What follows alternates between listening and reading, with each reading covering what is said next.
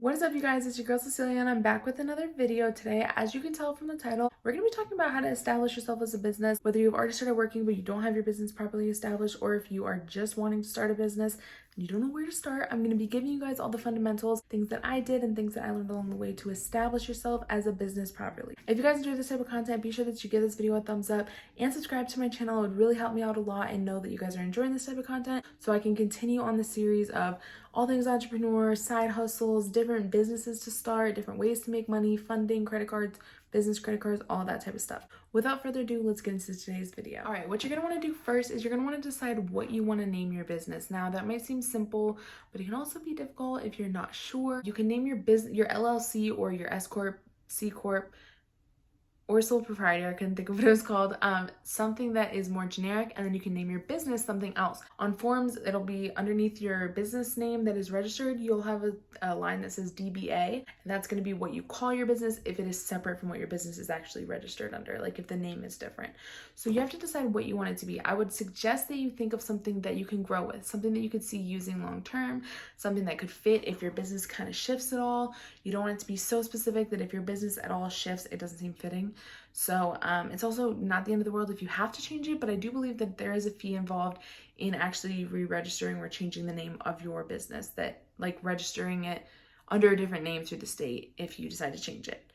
Now, once you decide what that name is going to be, you're going to register your business. Now, if you hear me saying LLC, that's just because my business is registered as an LLC. I can do a video on S Corp, C Corp, LLC, and sole proprietor, kind of telling you guys the difference and pros, cons, all that type of stuff.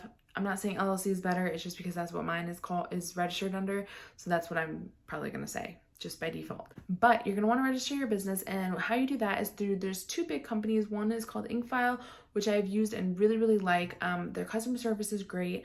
They have a really quick response time, and they're pretty straightforward as far as the process and any fees included. There's also LegalZoom, which I have had a friend use, and from what I've heard, they've had great experience using them as well. So I would say those are the two biggest ones. There is another big company that people use to register their business. I can't think of what it's called, but I'm going to put all the information from today's video in the description below, just the tips point by point, but you are going to want to watch the rest of the video to kind of get the more in-depth explanation.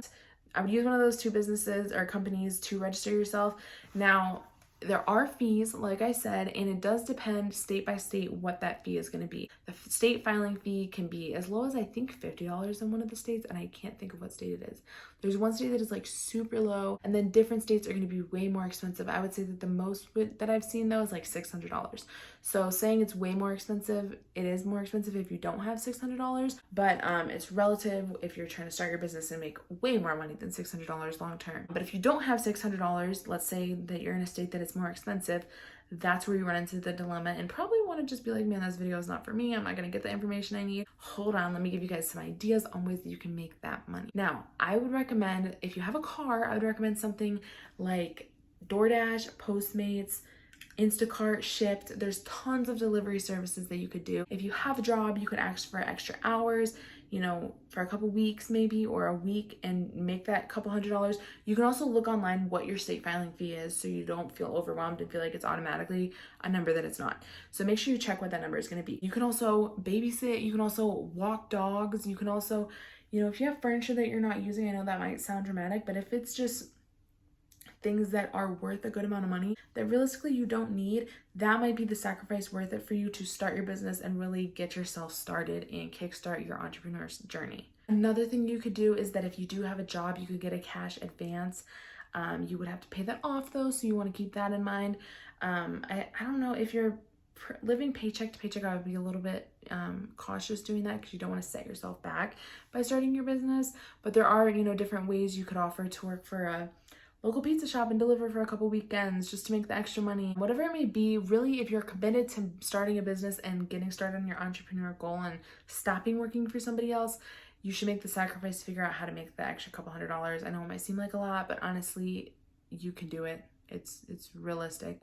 Find out what that state filing fee is, register your LLC, and then once you register your LLC or whatever way you register your business, you are going to want to get an EIN number. Now, you can do that for free through the IRS once you've registered your business, or typically, from my experience, when you register your business, the company that you register through, they give you an EIN number. Like incfile gave me an EIN number, which I have now used for tax purposes. I have used for banking purposes, but you're gonna need that EIN number. And what that is it's also called a tax ID number, which is basically like your social security number for your business. So it's separate from your social. It's basically how your business is gonna get bank account, how your business is gonna get business credit, all those type of things. You're gonna need your EIN number. Once you get your EIN number, you need to open a business bank account. It needs to be completely separate from your personal account. I mean, technically you could use your personal account, but I'd be cautious about that. There are cons to that, honestly. So you can open at a bigger bank like Chase, Bank of America, Wells Fargo. You can open at a mid-sized bank. You can open at a credit union. There are pros and cons to using bigger banks versus mid-sized banks or credit unions. I can do a whole different video on the pros and cons, different things like that. I'm currently with a credit union. A big credit union that a lot of people that are entrepreneurs like to use is Navy Federal. You can use them if you want. I am not with Navy Federal, but I have heard really great things about them. So that is another way you could go. But you are going to need that EIN number. You're also going to need all the documents that you get when you go online and register your business. Like you're going to need your operations agreement. You're going to need every document that they give you. So if you can print them out and just go into the bank with all those already ready, that's going to make it such an easier process for you. But you are going to need them whether you submit them online through email to the banker or if you just bring them in person. Now, you will need probably about $25 to open that bank account. Like I said, the ways I gave you before, you can make an extra $25. Boom, open your business bank account. It will be readily available though. So if you have $25 already in your regular personal account and you take it out and put it in your business bank and you need it, you can still use it right away. It's not like it's gone or anything like that. You just have to put it in that account at first to open that account. Okay, this might seem like a lot of information, but these are the fundamentals and I'm kind of explaining them a little bit more in depth. So like I said, the main points will be down below.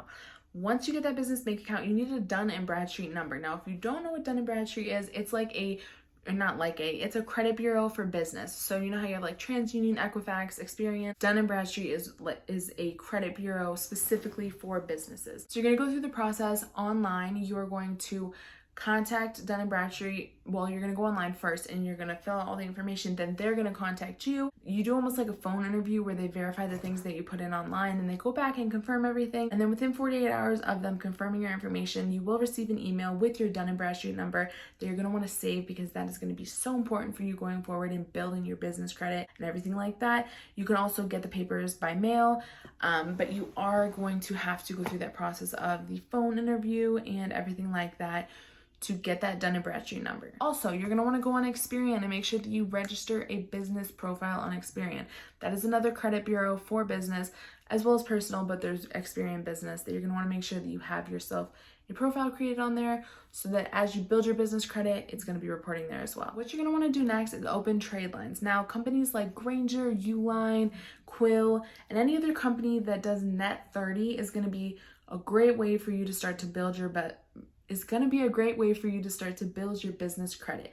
Now, what I did is I went to companies that I made sure that each company I used reported to one of the business credit bureaus. So for example, I used Quill, and what I did is that you go online and you order, there's a minimum amount that you have to order, but you also can't go past a certain amount.